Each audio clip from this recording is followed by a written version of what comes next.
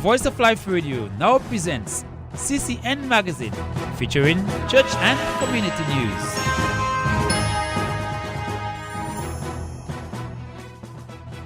Welcome to this week's edition of the CCN Magazine for October 3, 2015. I am your reporter, Mary Francis.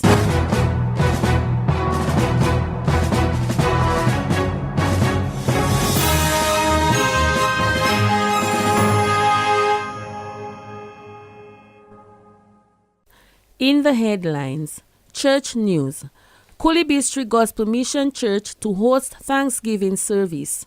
Seventh-day Adventist Church sponsors DSC students from Petit Savan. Trinity Bible College to be launched.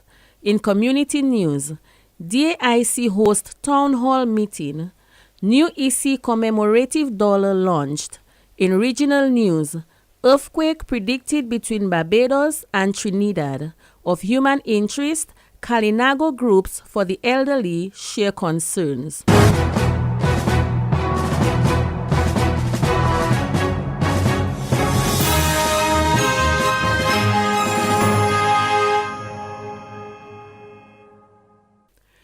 The Kulibistri Gospel Mission Church will be hosting on the 18th of October a Thanksgiving service at the Basketball Hard Court in Kulibistri from 3 p.m.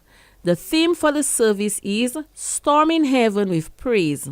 Davis Loda, an elder at the church, explains further. Yes, we at the Kulibistri Gospel Mission Church, we are presenting a Thanksgiving service post-tropical storm Erica. This will be held on the 18th of October. That's a Sunday. The time would be 3 p.m. We are hoping to have it on the basketball court. The theme for this Thanksgiving service is Storming Heaven with Praise.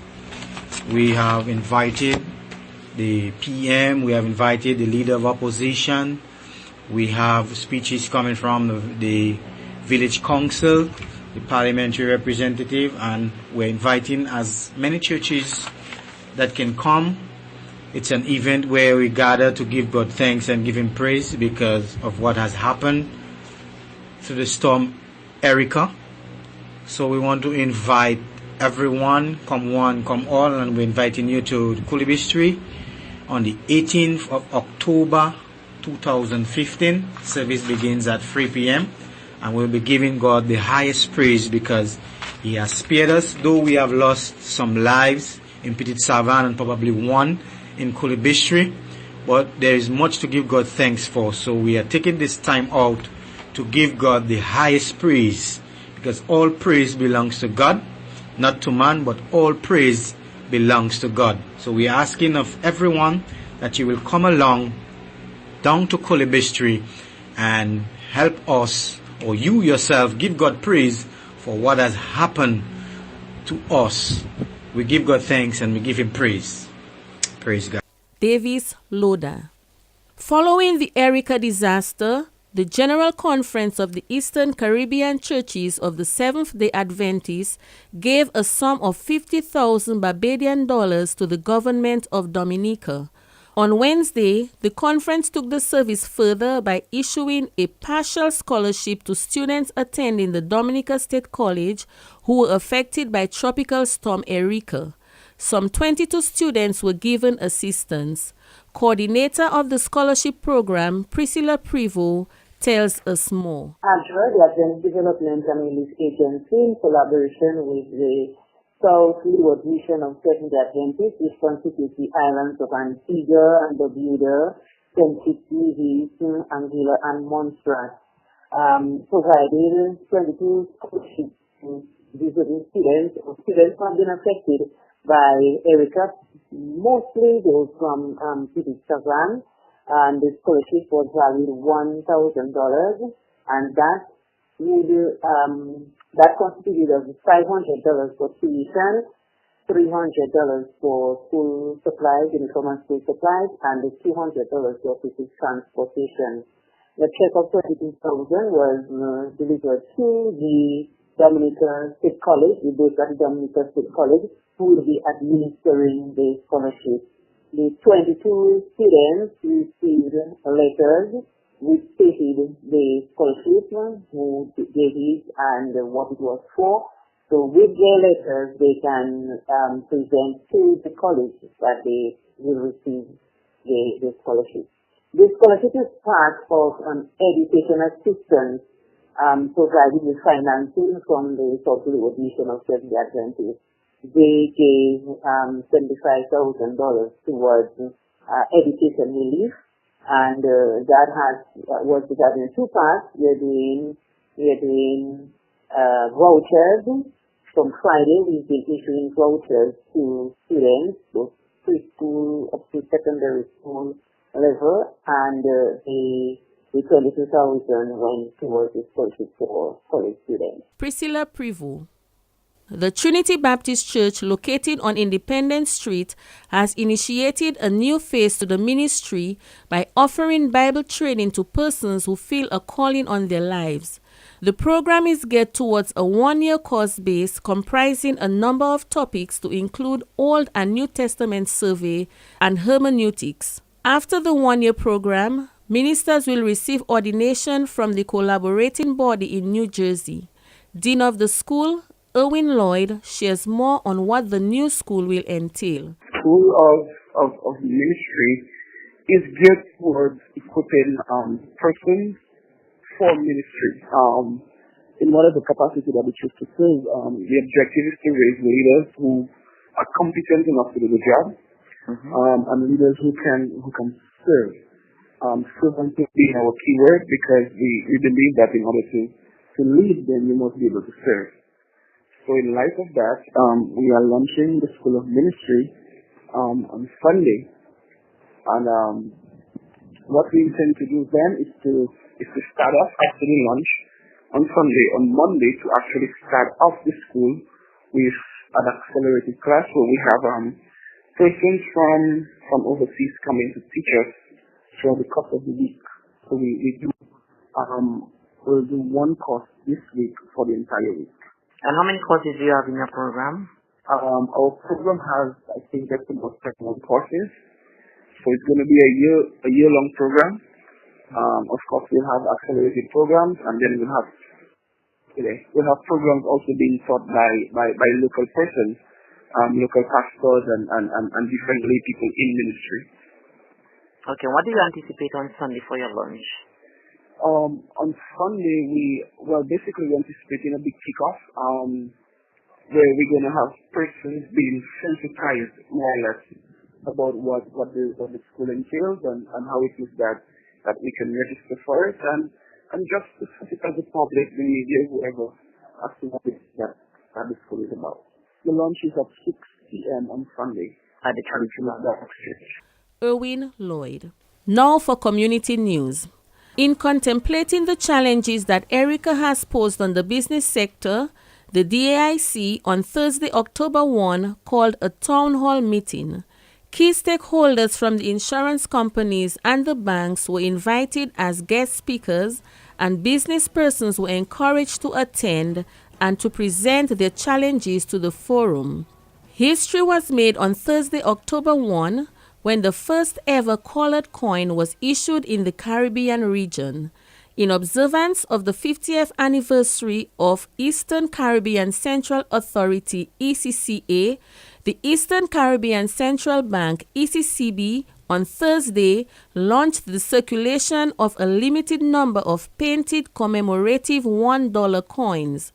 During this media launch of Financial Information Month 2015, resident representative of the Eastern Caribbean Central Bank, Shema John, announced that as of Thursday, October 1, local banks will not issue the ordinary $1 coins, but the new $1 commemorative circulative coins. This will continue until supplies run out. The new $1 coin is the exact shape and size of the existing $1 coin. The reverse side of the coin bears some features of the ECCA's $1, which was used some years ago, while the flip side carries the usual Queen Elizabeth II symbol. In regional news,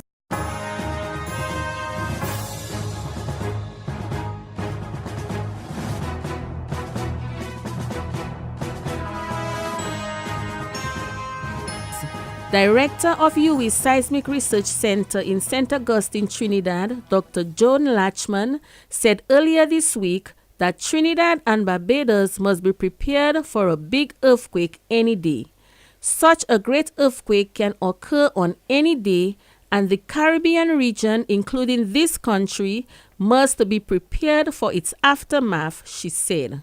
Dr. Latchman said a great earthquake is characterized by a tremor measuring magnitude 8 and above on the Richter scale.